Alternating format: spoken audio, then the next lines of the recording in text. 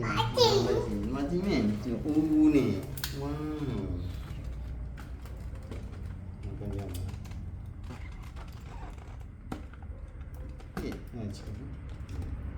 tiền ăn mời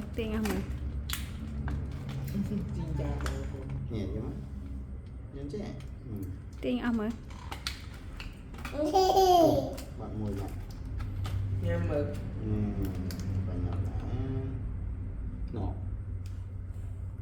xin nhẹ xin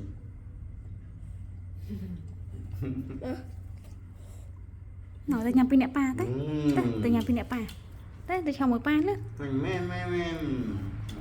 đó nhằm môi đi nhằm môi cho mồi tinh nhỏ nhỏ nhỏ